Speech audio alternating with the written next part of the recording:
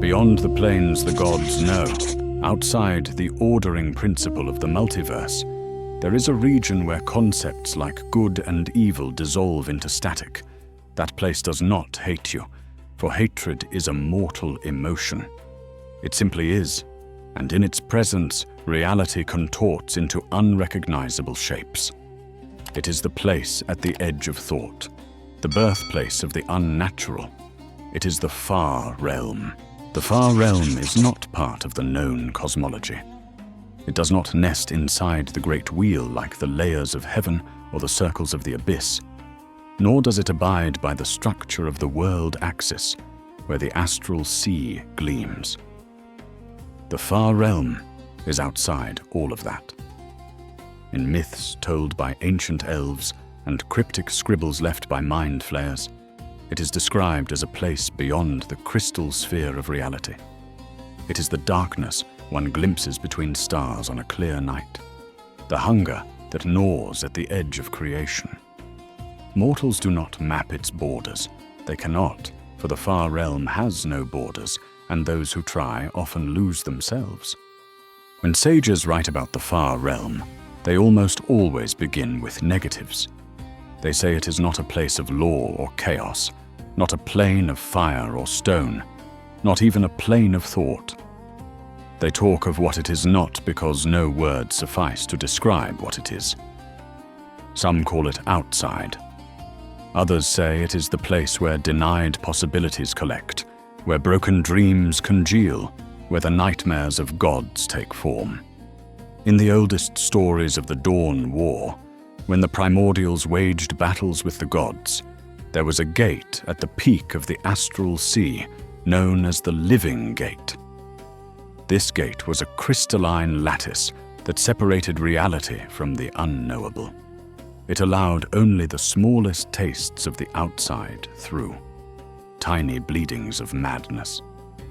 During the battle between the gods and the primordials, the Living Gate cracked and then shattered. Through that wound, the far realm could pour its liquid unrealities into the worlds of mortals. It did not flood in all at once. Even broken, the Living Gate remained a boundary of sorts. But when it cracked, some of the far realm's essence seeped through. At first, it took the form of terrible visions, dreams of infinite eyes watching from between the stars. Then came strange creatures, fish-like aboleths, with memories stretching back to a time before time, surfaced in the seas of the material plane. Floating orbs with eye stalks, what we now call beholders, drifted from the wound. Ancient sorcerers glimpsed visions of writhing flesh and impossible geometries, and scribbled formulae that bent their apprentices into monsters. The leak would wax and wane across epochs, but the line between here and there never sealed. The far realm sits just beyond perception, pressing its face against the fabric of reality, leaving greasy smears on the inside. To truly understand the far realm, one must abandon familiar categories. There is no up or down there, no left or right, only directions that correspond to concepts not native to mortal brains. The idea of 3 dimensions is replaced by layers like translucent pages stacked end to end. Each layer can be as thin as a breath or as thick as a mountain, separated by a gap that is more concept than substance. Imagine a stack of parchment where each sheet bears a different ink stain. From the top you see a blob, but when you compress them together you recognize a shape. In the far realm, those shapes are alive. They move between pages as easily as we walk between rooms. Time there does not flow forward. It pulses and folds, sometimes branching and sometimes eating itself. A being can look back at the moment of its own birth and whisper to itself secrets only the insane can know. Whenever the far realm touches the world, mortals see glimpses of this otherness. A fish that swims by a floating milky river might sprout extra fins and eyes.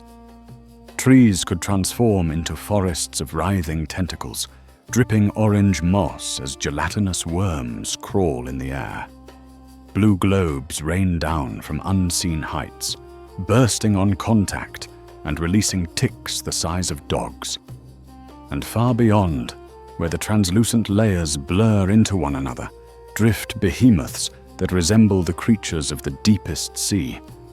The smallest of those shapes is city-sized, and none notice the tiny specks that occupy only a single layer.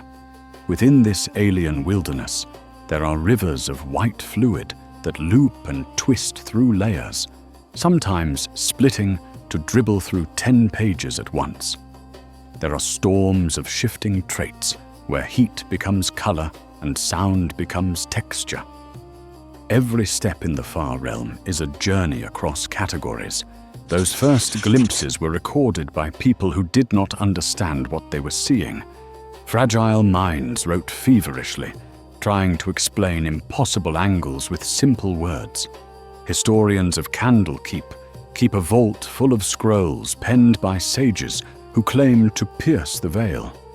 One scroll speaks of a choir made of throats that sang every possible note simultaneously, a sound so rich it tore the listener apart. Another notebook, bound in dragon hide and smeared with tears, details a conversation between a wizard and his mirror image, in which the reflection did not repeat his words, but wept until its surface rippled like flesh. There are stories of a dwarf prophet who awoke each morning to find runes carved into his cave walls. The runes matched no known language, yet anyone who read them felt a profound longing for somewhere else. The prophet insisted the stone itself whispered of a place where thought and matter were the same substance. Eventually he vanished into a tunnel he claimed the far realm dug. No one who followed returned. Even the psionic seers of the Kalashtar recount dreams in which the sky cracks like brittle glass and milk pours down. They teach their students that curiosity is fatal without discipline.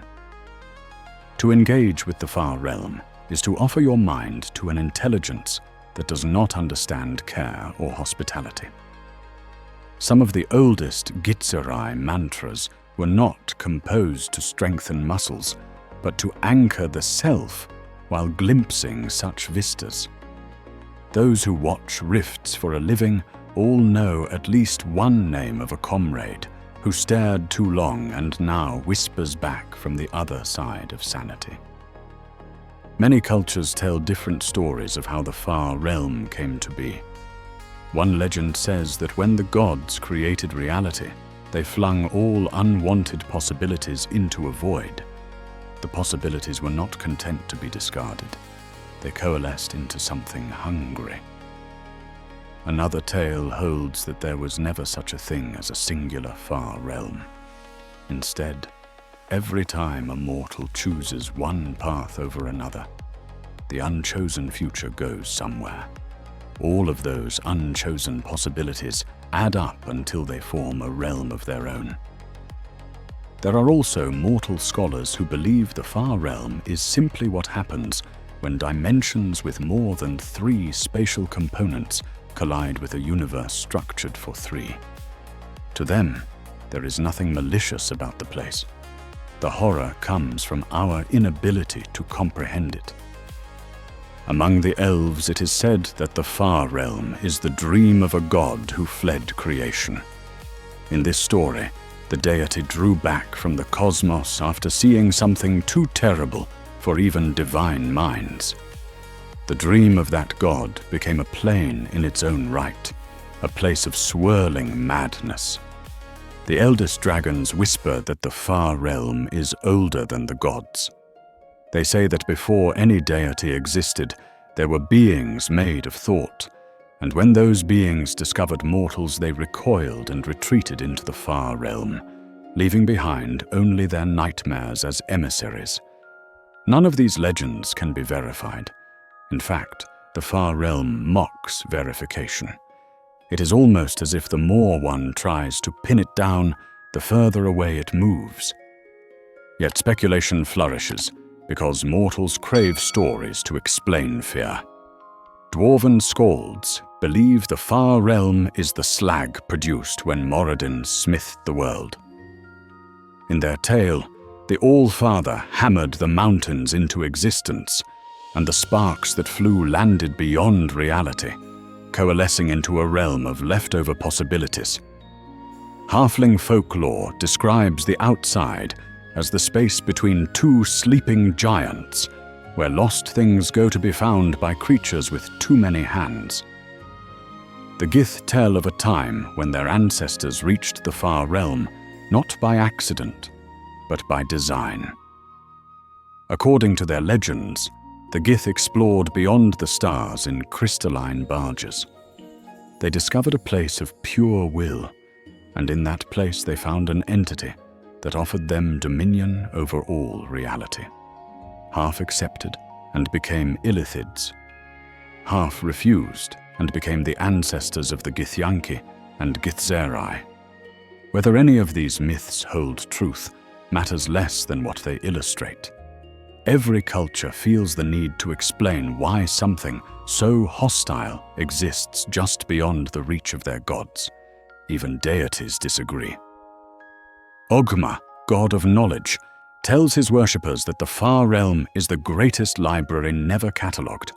Azuth, god of mages, warns his followers that there are pages no mind should read. Shah, goddess of darkness, smiles when asked and changes the subject. The absence of consensus is itself an answer. The outside defies classification because classification is a cage, and the far realm does not fit inside cages. One thing seems common in most traditions. The far realm was sealed. Whether by gods or by natural processes, something prevented it from freely mixing with the other planes. The living gate, perched atop the astral sea, is one such seal. This gate was not made of stone or wood. It was a lattice of crystallized thought, a radiant structure that hummed with cosmic vibration. It kept the outside at bay. During the Dawn War, the gods and primordials fought a conflict so vast that the energies spilled across all reality. In one battle, a primordial weapon struck the gate. The blow fractured the crystalline lattice. For a moment, reality hiccuped. A ripple of unreality passed through the multiverse. When the gate stabilized, hairline cracks marred its surface. Through those cracks seeped madness. Another seal is rumored to exist on the material plane, the vast gate. Ancient elves who discovered this portal described it as a ring of carved stone embedded deep beneath the mountains. The gate's ring was inscribed with sigils that told of a place outside of time, beyond thought. When the elves studied the ring, they realized it had been built by a lost people long before their own civilization. The guardians of this ring claimed that if it were ever opened fully, it would let the far realm pour into the world. Some say the vast gate is what gave rise to mind flayers and beholders. Others say it remains hidden because its keepers died defending it. No matter the origin story, the far realm makes its presence known through its spawn. Sages categorize these creatures as aberrations. Unlike demons and devils, which can be traced to specific planes, aberrations come from outside. Their minds operate in ways that confound telepathy. They often do not recognize laws of physics. They display growths and anatomies that evoke nightmares. It is in the aberration that mortals find the strongest evidence that something real, something monstrous, exists just beyond the veil. When most folks think of a plane, they imagine a broad expanse, like an endless desert or an infinite ocean. The far realm defies those expectations. Its structure is a stack of thin layers. Each layer is transparent, like a sheet of glass. The layers vary in thickness from the breadth of a hair to the span of a mountain. In some areas, there might be only a few inches between layers, making them feel compressed. In others, there are gaps of hundreds of feet where the layers stretch like taut membranes. Travelers can see through multiple layers at once, sometimes glimpsing 20 sheets below. Each sheet adds a blur, so deeper layers become indistinct, but there is always a sense that something vast lies beneath. Because the layers are translucent, features often appear to exist in multiple places at once. A river of milky fluid may twist along one layer, then plunge through to the next, then loop around and flow along the underside of the next page. A forest of tentacles might sprout from the third layer and extend into the fifth. These multi-layered structures create shapes that only make sense when perceived across several layers at once. To a being that occupies only one layer, those structures appear as disjointed bits, a tentacle tip here, a glob of mucus there. But to a native of the far realm, they are coherent forms. This multi-layer existence is one of the reasons mortals go mad when they look upon far realm natives. Mortal minds are not equipped to combine 20 contradictory images into one. The layers are not static. They ripple and fold. On the whim of alien gods, they divide and merge. Elemental and energy traits drift across the layers like storms.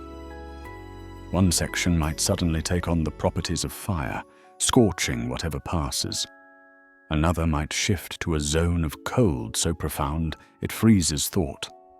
Rivers of white fluid drift across the layers, sometimes flowing along an edge, sometimes pouring into the gap between two sheets like a waterfall. Strange blue spheres rain from unseen heights, bursting to release pale ticks the size of hounds. Gelatinous worms crawl along the spaces between pages, their translucent bodies refracting the dim light into shimmering bands. In some places, the layers open into voids filled with nothing but a syrupy medium that you can swim through if you're patient enough. In other areas, the layers are so thick that pushing through them is like crawling through earth. Gravity does not exist in the far realm in the way mortals understand it. Instead of falling downward, objects drift towards the next layer. A traveler can pass between layers simply by thinking about being somewhere else. Some beings can hold themselves in place across several layers simultaneously, their bodies stretching like a smear of paint across pages. Time is equally capricious. There is no clear past or future. Events seem to echo backwards and forwards. A person might remember something that has not yet happened because they caught a glimpse of an adjacent layer where time flows differently. This malleability of time and space confounds mortals. It delights the natives. The far realm is not empty. It is full of features that defy classification. There are mountains made of teeth. There are seas of pink blood that flow upward and downward at once. There are forests of chitinous stalks that hum with the sound of thousands of voices. At the limit of sight drift shapes that look like the whales of the deep ocean. Only the smallest of them would dwarf a city. And their eyes show no recognition of creatures that occupy only a single layer. In their presence, mortals feel like specks of dust floating in some giant's breath. Many of these features have purpose we can only guess. Are the milky rivers feeding something? Do the blue globes that burst into ticks serve some ecological function? Do the massive multi-layer creatures even notice their environment? The more you contemplate these questions, the further your mind slips. For those who have ventured into the far realm and returned, if return is the right word, sensory experience becomes a subject of obsession. Reports speak of storms that smell like regret and rivers that teach languages in song. Explorers write of seeing through their fingertips and tasting colors. Across all accounts, one theme emerges. The far realm forces minds to experience reality through blended senses. Many journals end abruptly or dissolve into drawings of spirals. Some become blank, as if the writer forgot how to write. Scholars store these diaries in secure archives so that their empty pages, heavy with potential words, do not leak madness into the world. Aberrations are the most direct evidence mortals have of the far realm. They vary widely in form and temperament, but all share one trait: they do not belong. They do not fit easily into categories like beast, fey, fiend, or celestial. They are categorized by what they lack. They are not from here. Within that broad classification lie many families. Some are simple things like pseudo-natural animals, creatures that resemble those of the material plane but are twisted by alien patterns. Others are sentient races that have their own societies and ambitions. Among the simplest natives are pseudo-natural creatures. These are beings summoned to the material plane by careless wizards or spilled from cracks in reality. They often mimic forms known to us, but with grotesque exaggerations. A pseudo-natural wolf might have 6 jaws nested inside one another, each filled with tongues that taste fear. A pseudo-natural whale might float through the air instead of water, trailing filaments that burn with cold. These creatures cannot speak. Their minds are fractal. They hunt and flee like animals, but their presence is disturbing. When slain, they dissolve into a glistening foam that evaporates over minutes. Some aberrations occupy the middle ground between beast and thinking being. Gibbering mouthers look like puddles of melted flesh studded with eyes and mouths. They crawl along the ground, consuming everything organic and inorganic, babbling in countless voices. Each mouth speaks in the tongues of previous victims, creating a cacophony that can drive listeners mad. A mouther may have once been a person whose mind was turned inside out by far realm energies.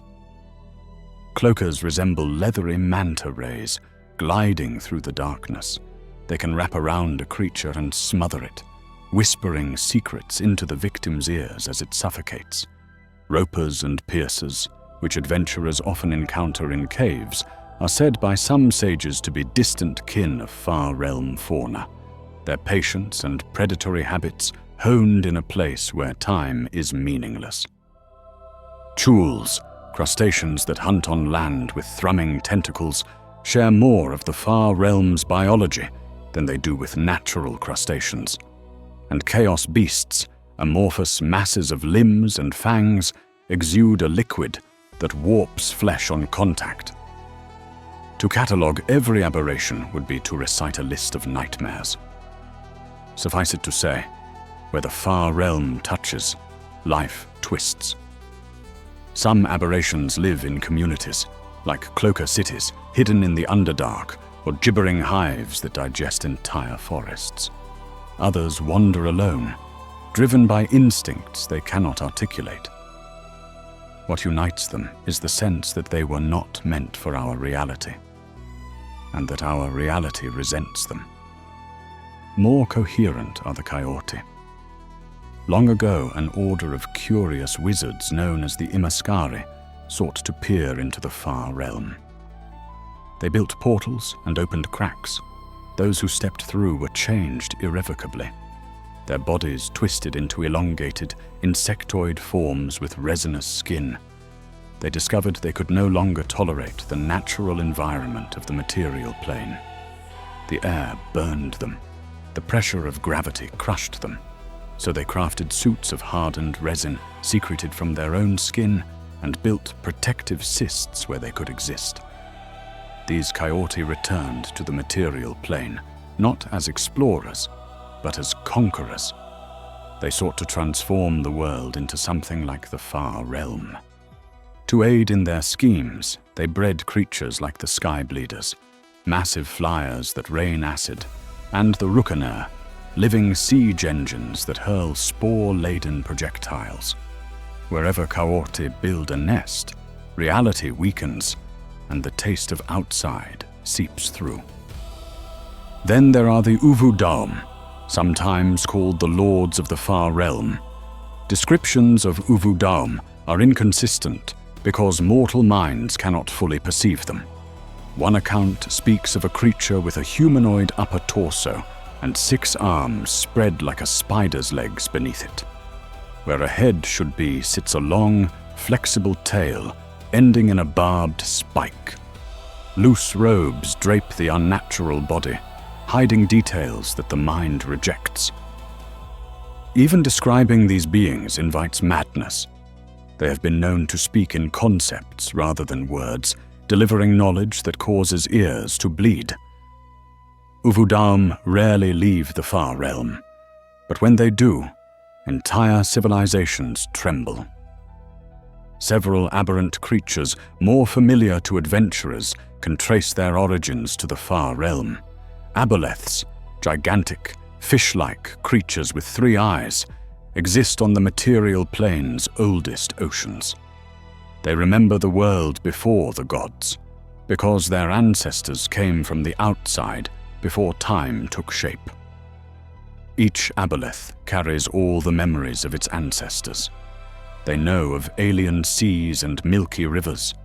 They plot to bring the outside back, to drown the world in the original deep.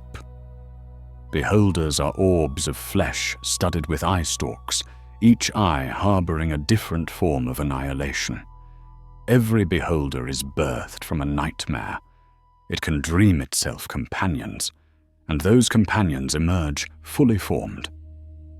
When beholders dream of the Far Realm, they birth even stranger monstrosities. Mind flayers, or illithids, are octopus-headed humanoids with a taste for brains. They claim they came from a star that traveled through the Far Realm and crashed into the world ages ago.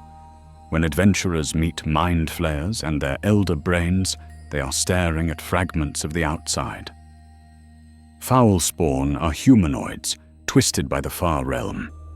Some were once people, a wizard who gazed too long into a rift, a soldier who drank from a milky stream. Others are born in places where the boundary between planes is thin. They often serve more powerful aberrations, drawn to the alien hymns that echo across the layers. Their flesh is soft and mutable, their eyes multiply. Their limbs sprout at odd angles. They attack with a ferocity born of despair. When killed, they often laugh because they know something of the Far Realm that mortals do not. Starspawn are the echo of the Far Realm touching the cosmos. Distant stars have been driven mad by proximity to that plane. The starspawn are the result, creatures of black ichor and sharp angles that drift in the void of space. They are living shadows, pieces of darkness that consume hope. They follow prophecies written in alien script. They herald the awakening of things that sleep in the outside. When a comet streaks the sky and does not burn up, when the night seems deeper than it should be, starspawn may be near. Beyond these creatures are horrors so vast that they are categorized not as aberrations, but as elder evils. Elder evils are world-ending entities connected to the Far Realm. Some may be fragments of that plane given form. Others are ancient beings that drift through the void on courses measured in millennia. Names like Atropos, Pandorim, Ragnora, Zargon, Bolothamog, Holoshna, and Dendar stir fear in those who know them. Each represents a different nightmare. One is a dead moon that animates corpses. One is a disembodied intelligence seeking reunification with its Far Realm body. Another is a mother of monsters whose impact spawns abominations. Some slumber beneath deserts, others orbit in space, and all have cults awaiting their awakening. Scholars note that the greatest threat posed by the Far Realm may not be slow mutation, but sudden annihilation. An elder evil does not corrupt gradually. It unravels reality in weeks. Not all Far Realm natives are overtly hostile. Some simply cannot help but harm by existing. Their presence bends the laws of nature around them. They might try to speak, but their words are concepts that carry weight. They might attempt to help, but their assistance warps the world. It is like asking a tornado to brush your hair. Even contact with the mind of an uvu daum can peel away the layers of your identity. The best defense against such entities is distance and strong wards. Only the most stalwart or foolhardy willingly entangle themselves with the Far Realm. How does one reach the Far Realm? The honest answer is, you do not. Spells like plane shift and astral projection take travelers to the known planes. They rely on coordinates in the cosmology. The Far Realm has no such coordinates. It is not connected to the Great Wheel by default. There is no portal in Sigil that leads to a Far Realm city. There is no natural vortex swirling at the heart of a volcano that opens into the outside. For the most part, the Far Realm is cut off. That is intentional. The seals placed between reality and outside are deliberate safeguards. The living gate, though cracked, still functions enough to prevent free passage. The vast gate is buried under mountains. Only extreme circumstances allow breaches. One method of reaching the Far Realm is to find a portal. Portals to the Far Realm are not simple circles of energy. They are often organic, growing like cysts in the fabric of space. A portal might look like a thin membrane stretched over a stone arch. It might appear as a shimmering curtain of oil, rippling to show glimpses of extra eyes. It could be hidden in a cave behind a waterfall of blue light. Portals are usually anchored to a place of great tragedy or madness. They are attracted to strong emotions, like tumors to stress. Once open, they can be expanded by rituals. Closing them requires rituals just as complex. In the gates of Firestorm Peak, adventurers discovered a portal built by elder elves for exploration. Over thousands of years, that portal became unstable, threatening to unleash a tide of aberrations. Heroes fought to keep it closed, but not without cost. Another method is the use of the spell gate. While normally gate opens a portal to a known plane, some archmages have attempted to tune it beyond the Great Wheel. The results are unpredictable. Stories tell of wizards who succeeded but returned with their minds shattered or their bodies inverted. The components needed to adjust a gate to reach the Far Realm are rare. Pieces of aboleth mucus, tears of a god, fragments of the living gate.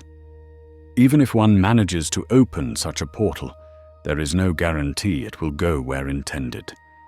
It may open onto the underside of a milky river or the inside of a uvu daum. Worse, the Far Realm might seize upon the opening and send something through. Rifts can open spontaneously at sites of great magical upheaval. When a lich performs a ritual to ascend to godhood and fails, the energies released might tear a hole in reality. When the gods curse a city for its hubris, the resulting flux could attract the Far Realm. During the spell plague in the Forgotten Realms, when the goddess of magic died and a blue fire swept across the world, cracks between worlds widened. Aberrations spilled through. Regions called plague lands twisted into landscapes reminiscent of the outside. Foul spawn communities took root. People mutated. Some of these rifts remain, pulsing with eldritch energy, maintained by cults who worship the Far Realm as the ultimate truth. Travelers might also enter the outside through dreams. The Far Realm touches minds. There are tales of sages who attempted to contact other planes and accidentally brushed against the far realm. Their bodies convulsed, their thoughts filled with whispers that were not their own. When they slept, they walked in the outside. They drifted through layers of ink and heard songs sung by things with no mouths. If one is not prepared, such contact is fatal. If one is prepared, protected by spells like Mind Blank and anchored by strong bonds of friendship, one might glean a glimpse of the far realm without being consumed. Warlocks who make pacts with great old ones walk this razor's edge daily. Their patrons reside near the far realm, or perhaps within it. These warlocks gain power by opening their minds to the outside. In return, they hear voices that instruct and warn and gnaw. Reaching the far realm physically is dangerous, yet some have done it. In Bruce Cordell's aboleths sovereignty novels, heroes travel beyond reality through tunnels carved by aboleths, encountering layers of translucent matter and rivers of white fluid. They see the Uvudam and survive, but only just. Their minds are scarred. When they return, they are forever changed. This is the pattern of the far realm. It touches you, you change. You touch it, you are no longer who you were. The only constant is that you will remember, even if you do not want to. For all the dangers, curiosity compels magicians to experiment. Spells like Contact Other Plane can connect a mind to a distant entity. When that entity resides in the far realm, the caster's brain must endure answers that arrive as feelings, colors, and tastes rather than words. The spell Hunger of Hadar calls forth a pocket of the far realm, a region of cold and writhing tentacles that emit whispers. Wizards who research these spells often go mad, scribbling tentacular patterns in the margins of their grimoires. Warlocks who serve great old ones learn invocations that thin the veil. Bards learn songs that mimic the thrumming of the milky rivers, granting them glimpses beyond. Psionic characters sometimes perceive the far realm more easily than those relying on arcane or divine magic, perhaps because psionics emanates from mind rather than external power. The advent of spell jamming has introduced yet another avenue. In the setting where spell jammers sail ships through the astral sea, mind flayers pilot nautiloids, shell-shaped ships designed to travel between worlds. Some tales speak of nautiloids that slip not merely between planets, but through the outside. The illithid helmsmen ride along milky rivers between the stars, guiding their craft through translucent layers. When they arrive, their ships drip with a white ichor that sizzles on contact with real matter. Spell-jamming charts occasionally include "Do not sail here" warnings in the void, and sailors whisper of regions in space where reality feels thinner, where stars seem to move in unnatural patterns, and where the instruments spin without cause. Seasoned navigators call these areas whisper shoals because voices seem to carry across them. Whether these whisper shoals are true breaches to the far realm or merely the edges of the astral sea is a matter of debate. Regardless, travelers who cross them report visions of eyes opening in the darkness. As much as mortals fear entering the far realm, the greater fear is that the far realm will enter their world. Incursions have happened, sometimes in small ways, sometimes catastrophically. Every time the boundary weakens, there is potential for disaster. Each incursion births cults, breeds monsters, and leaves scars on the land that might never heal. One of the earliest documented incursions occurred during the events chronicled in Gates of Firestorm Peak. In this classic adventure, a portal under a mountain opened and allowed aberrations to pour forth. Mind flayers, aboleth servants, and stranger things spilled into tunnels mined by dwarves. The dwarves fought bravely, but were overwhelmed. Had it not been for the intervention of adventurers, the portal might have widened enough to swallow the mountain. The adventurers sealed the gate with a ritual that required the sacrifice of one of their own. Even then, the mountain groaned for centuries after. Locals claim to hear whispers in the stone, a constant reminder of the far realm's pressure. In the Forgotten Realms, the ancient empire of Netheril flirted with the outside. Netherese arcanists were infamous for their hubris. They sought knowledge at any cost. Some built devices to peer into the far realm.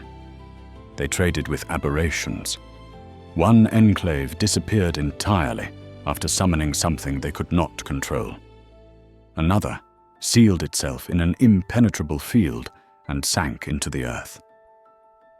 Their names are lost, but the results of their experiments still wander as foul spawn or coyote.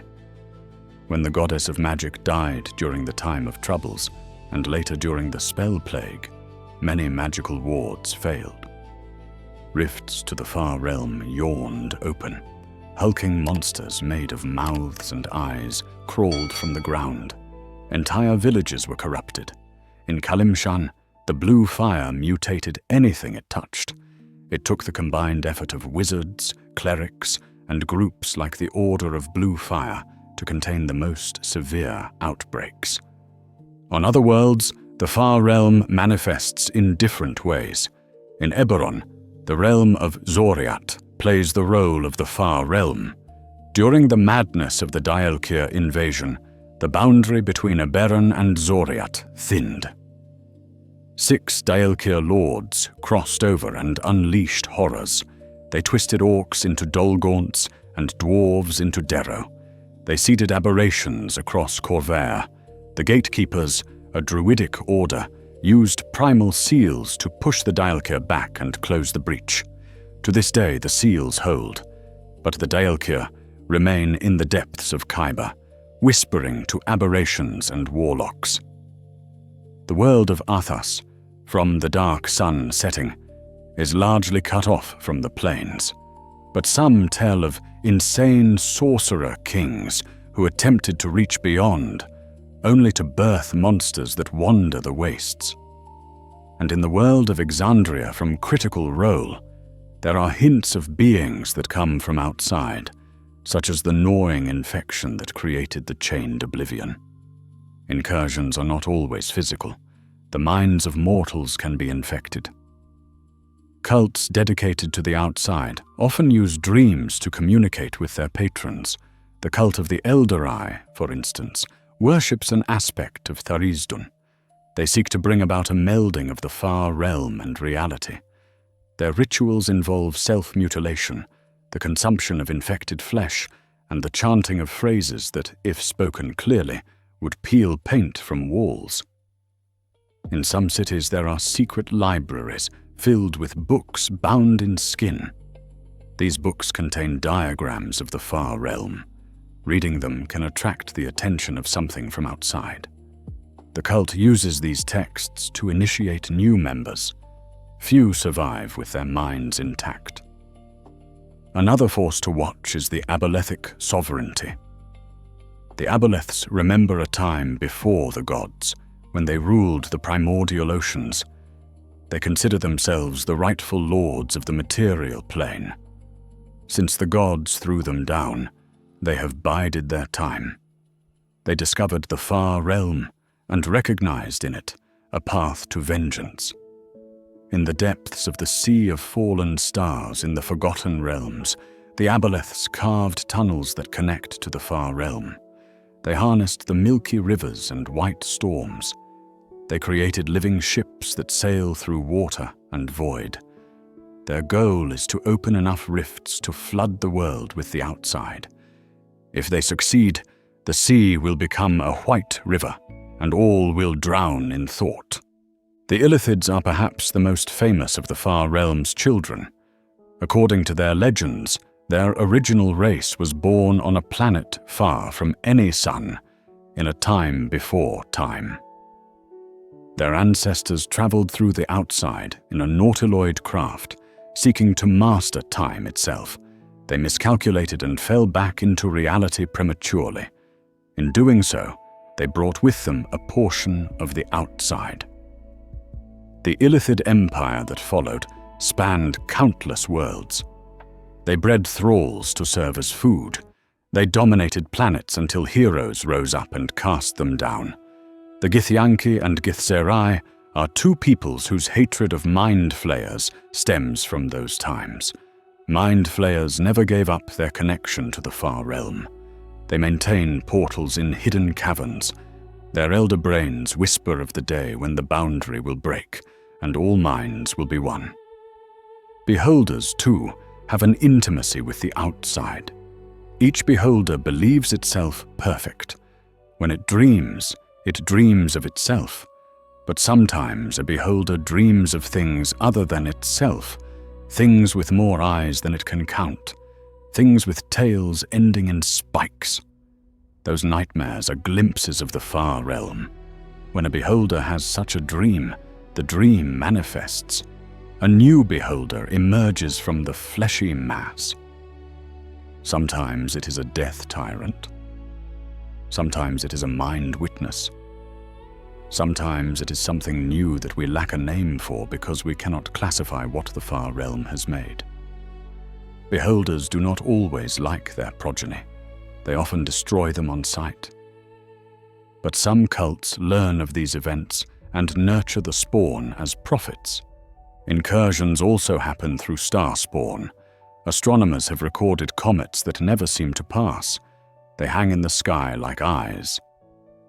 Sometimes pieces of them fall to earth. Those pieces hatch into oily creatures with too many limbs. People who sleep under the light of those comets have nightmares of black oceans. There are cults that interpret these comets as signs of a prophecy. The return of a slumbering entity named Hadar is one such prophecy. Hadar is a dark star that once shone but now devours light.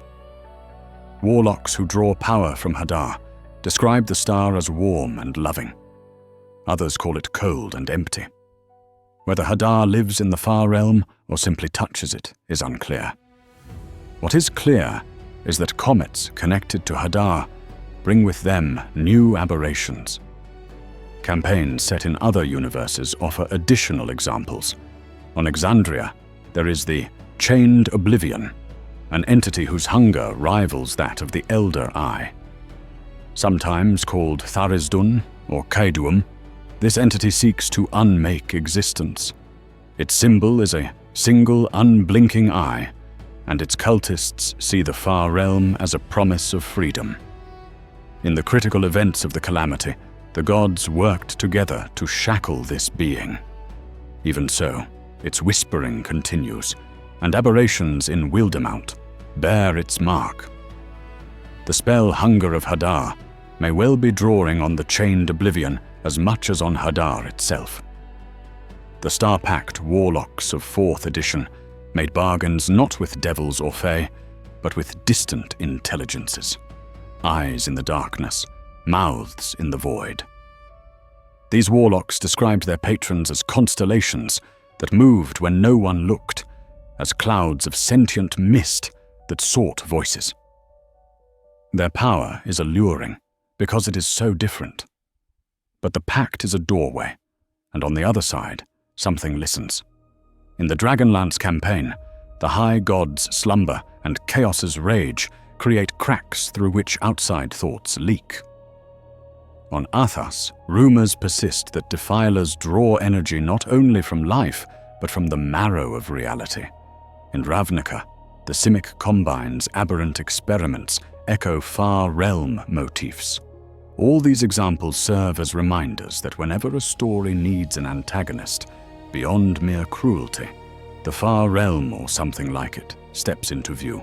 Perhaps the most insidious aspect of the far realm is not its creatures, but its effect on minds and bodies. The far realm radiates a kind of conceptual heat. Just as one cannot stand near a fire without getting warm, One cannot stand near the far realm without absorbing its strangeness. The transformation can be physical, mental, or both. It can be subtle or dramatic. Sometimes it is immediate. Sometimes it takes generations. Those who willingly commune with the far realm or its denizens accept the risk. Those who stumble into contact often have no idea what awaits. On the mental level, exposure to the far realm can cause madness. This is not the simple madness of fear or delusion. It is a fundamental reordering of cognition. Mortals might experience their senses blending. They taste colors, smell emotions, and hear shapes. They might remember events they never lived. They might relive the births and deaths of alien beings. Time loses meaning. Past, present, and future swirl together. They might speak in tongues no one else hears. Some embrace the madness, believing it to be enlightenment. They found cults and preach the truth of outside. Others resist, clinging to rituals and spells to anchor them. Even then, the madness leaves traces. A cleric of a god of sanity might begin to incorporate far realm geometry into their holy symbol without realizing it. An archmage might find her formulas bending in patterns that reveal glimpses of something beyond. The physical effects are just as varied.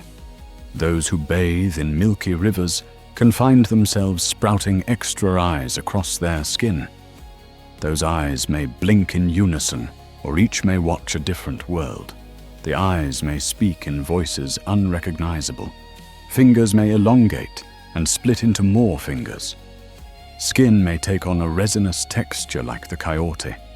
Hair might become luminescent tendrils that seek warmth. There are tales of sailors who drank from a blue sphere that fell from the sky and turned into translucent beings who slip through walls. There are adventurers who fought mind flayers and left with egg sacs under their skin, from which emerged tiny aberrations. There are also victims who slowly change into aberrations through no fault of their own. The process is seldom reversible. Greater restoration or wish can undo a transformation if cast soon after exposure, but after some time, the change becomes permanent. In some rare cases, exposure to the far realm grants gifts that are not purely detrimental. Warlocks who serve great old ones often gain expanded minds. They can communicate telepathically with all creatures. They can see invisible things. They can manipulate reality to a small extent. Psionic characters who brush against the far realm might unlock new disciplines. Monks might develop the ability to step between layers for a heartbeat. Sorcerers with aberrant origins manifest spells spontaneously. Even so, such gifts come with price. Warlocks cannot turn off the whispers in their heads. Psionics risk burning out their own neurons. Monks sometimes fall out of phase and never return. Aberrant sorcerers spontaneously generate mouth-like features that speak secrets. Gifts and curses mingle. That is the far realm's way. Children born near breaches may be different. They may have unnatural eyes or limbs. Their voices might echo with more than one personality. They might weep tears of milky fluid. Communities often shun such children, but some raise them as prophets. One might recall the story of Maliana, a servant of the abolethic sovereignty, who was born during an aberration incursion. She grew up hearing the voices of the outside. She eventually succumbed to the aboleths and served them, but for a time she served as a warning. Those touched by the far realm rarely remain neutral. In Eberron, dragon marks, magical sigils that grant powers to members of certain bloodlines, sometimes twist into aberrant forms. These aberrant dragon marks burn with unpredictable energy. They manifest on those whose ancestors were exposed to planar breaches or who lived near Zoriat incursions. An aberrant dragon mark might grant the ability to conjure acid or produce a tentacle instead of a hand. The owner often hears whispers when they touch their mark. In the lands of intrigue on Toril, families who lived near spell plague zones gave birth to children with translucent skin and luminous veins.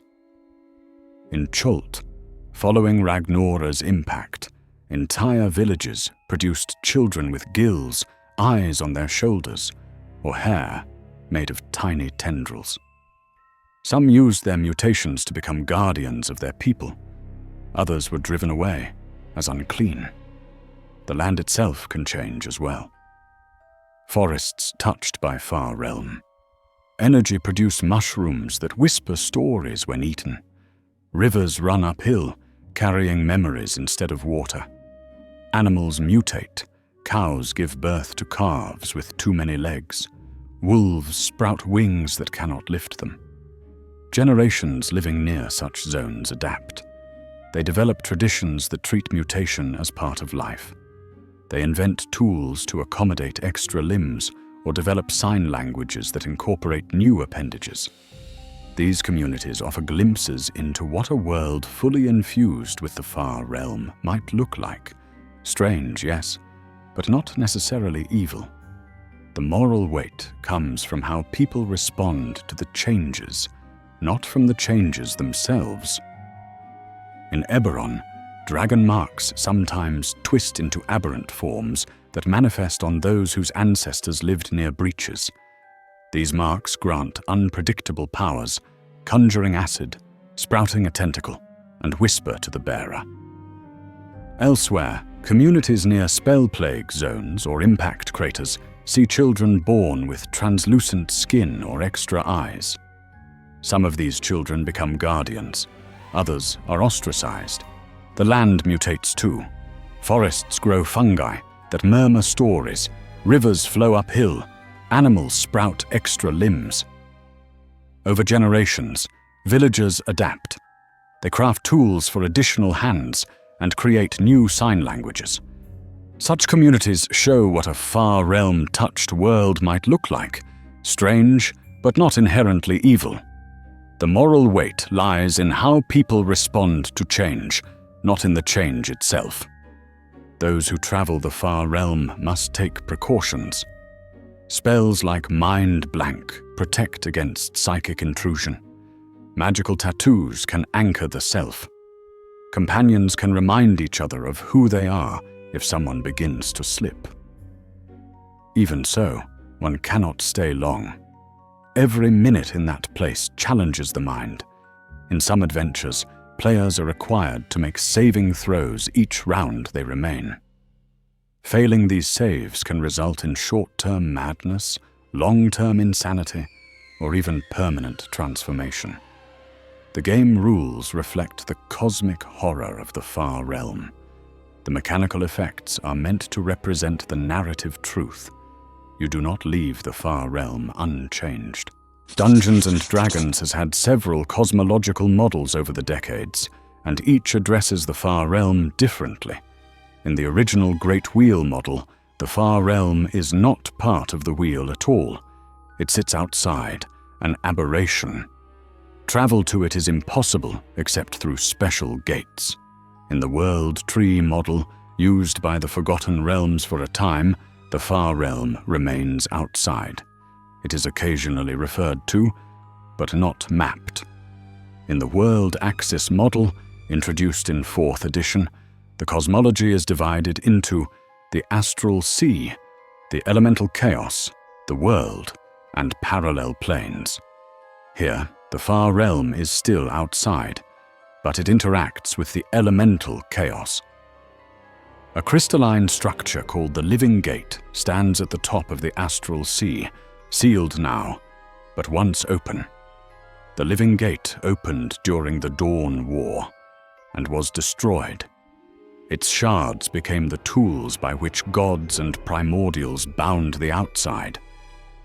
In the Eberron setting, the plane of madness is called Zoriat. It is Eberron's version of the far realm.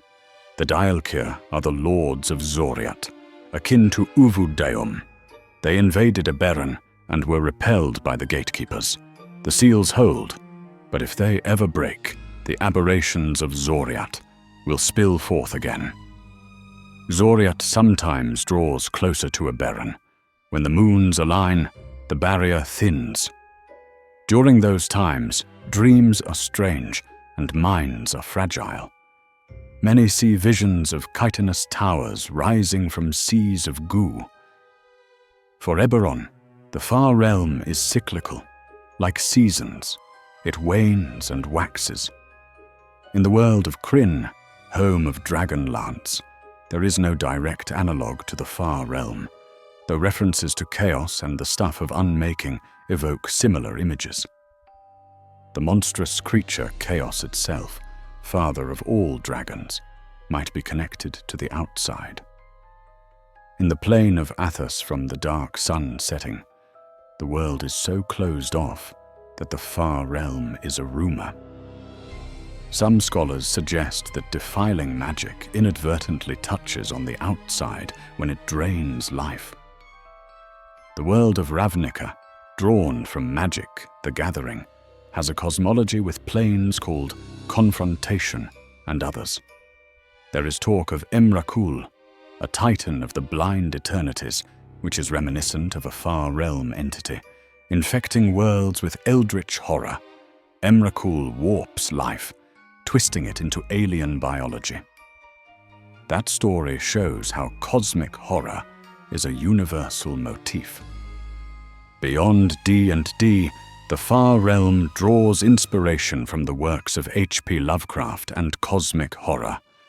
The idea that there are things so alien that they cannot be named permeates the far realm. In Lovecraft's stories, glimpses of the other side drive scholars mad. Entities like Cthulhu slumber and project dreams into the minds of sensitive people.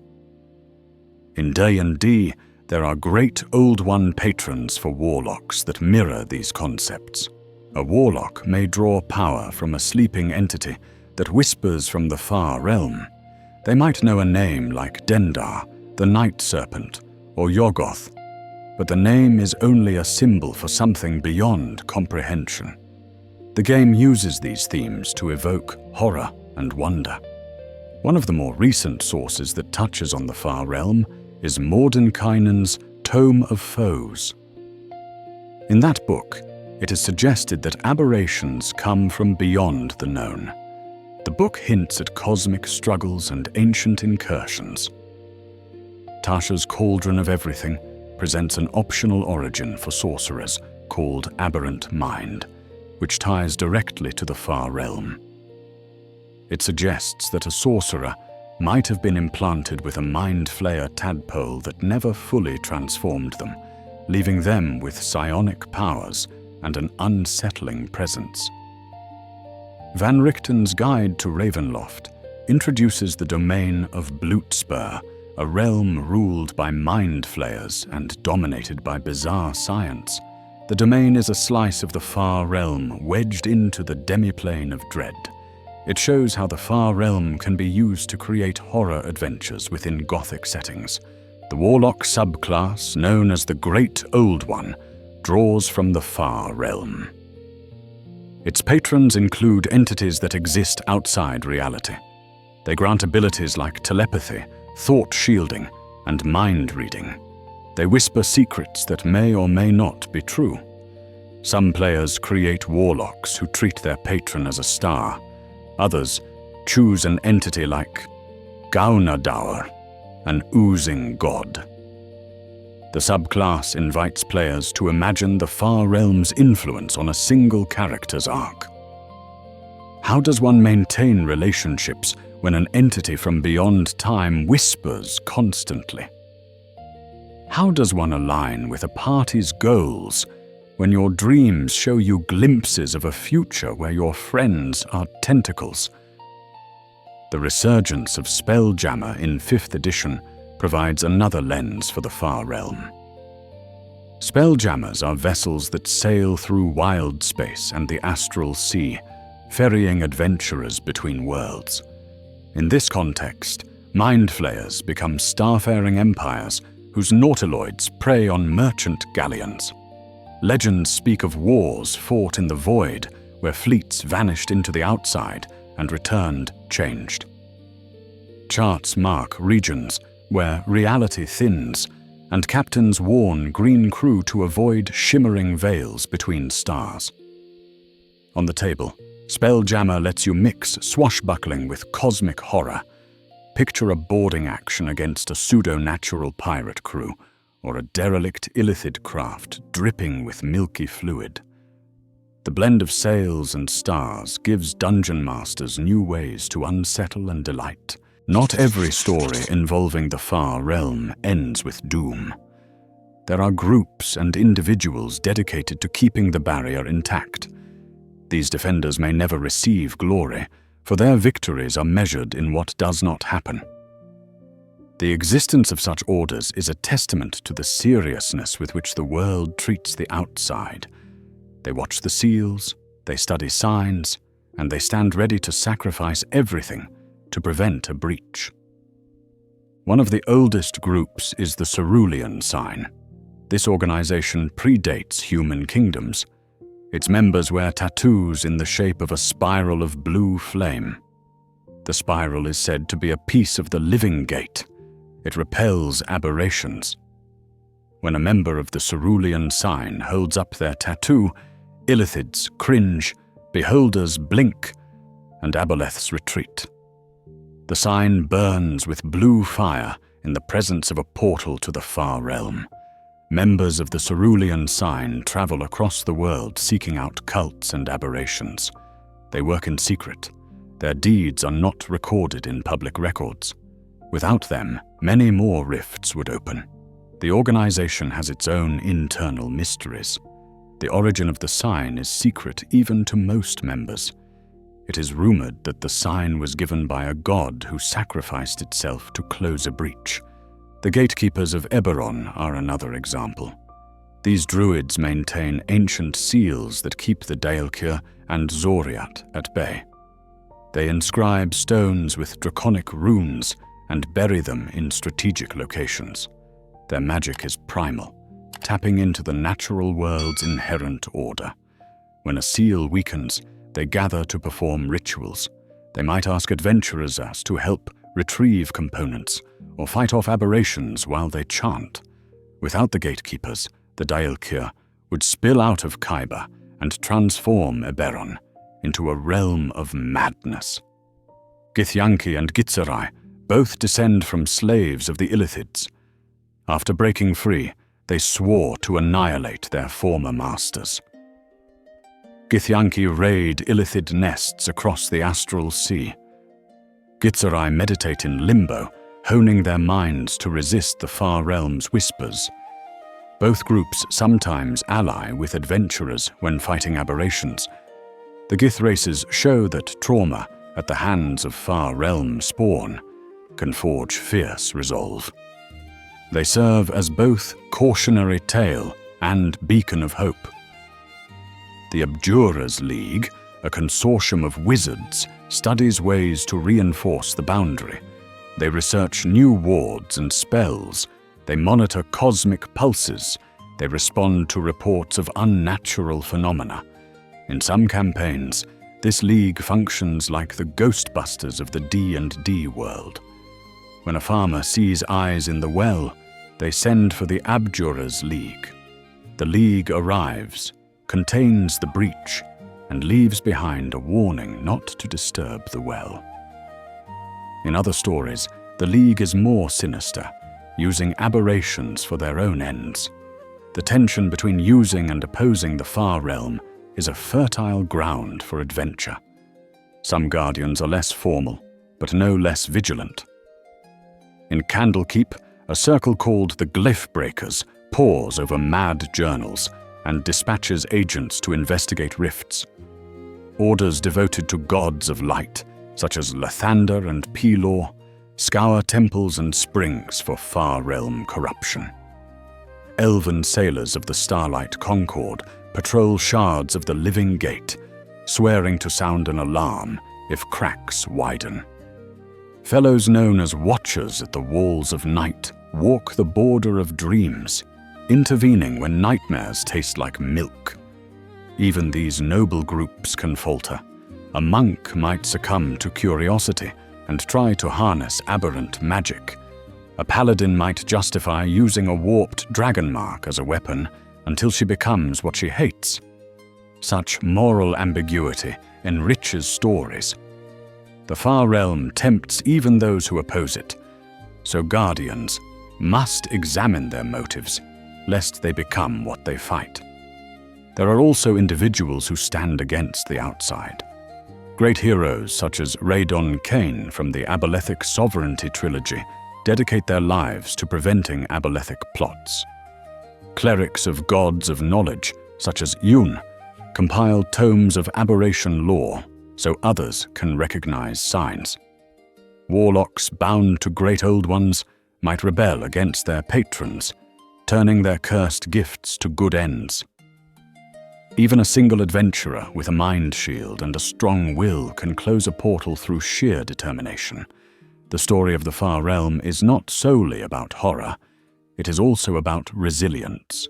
The Far Realm is one of Dungeons and Dragons' richest sources of cosmic horror. It is where writers go when they want to explore the limits of imagination. It invites stories of madness, transformation, and forbidden knowledge. It gives players the opportunity to confront the unknown and decide whether to back away or stare it down. It allows game masters to introduce creatures that defy taxonomy, to describe landscapes that make their players squirm, to challenge characters with puzzles that have no logical solution. In crafting your own tales of the Far Realm, consider the themes that make it compelling. Isolation is one. The Far Realm sits outside everything. Its denizens are cut off from the natural order. When they appear, they are alone. Their loneliness drives them to reach out. It also breeds resentment. Mystery is another. No one knows for sure what the Far Realm is. The moment a lore text claims to define it, the plane changes. Fear of the unknown is potent, and there is temptation. Power resides in the outside. Many who seek it are seduced. The Far Realm can grant knowledge, abilities, and immortality. But the price is steep. The Far Realm is not a place to visit lightly.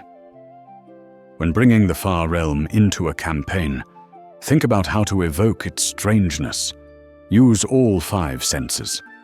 Describe textures that should not exist, like sound you can touch or colors you can smell. Let players see the mundane become uncanny. A familiar song might suddenly use a scale that loops back on itself. A letter written by a loved one might have extra sentences when read in dim light.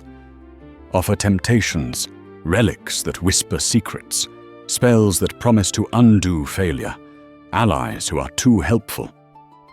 Balance horror with wonder. Not every Far Realm encounter needs to be gore and madness. Sometimes it can be awe at the vastness of the unknown. Give players choices about how deep they delve. They might choose to close a portal rather than explore it, or they might decide to negotiate with an aberration rather than slay it. Also consider the psychological impact on characters. Long campaigns that involve cosmic horror themes should address how characters cope. Encourage players to develop rituals their characters use to ground themselves. Singing, prayer, reciting names of loved ones. Discuss boundaries at the table. Cosmic horror can touch on themes of helplessness. Make sure your players are comfortable exploring that. Done well, the Far Realm becomes not just a monster generator, but a canvas for exploring curiosity, fear, resilience, and the allure of forbidden knowledge. Finally, remember that the Far Realm reflects our own fear of things we cannot comprehend. In a universe where dragons fly and demons scheme, the Far Realm still manages to be frightening because it breaks our rules. It refuses to be contained. It laughs at alignments and cosmologies. It whispers that everything we know is an illusion. It suggests that our gods might be figments of its dreams. And it beckons. Always, it beckons. Will you answer? Thank you for watching and listening. If you enjoyed this episode, please remember to like, comment, and subscribe. And happy adventuring.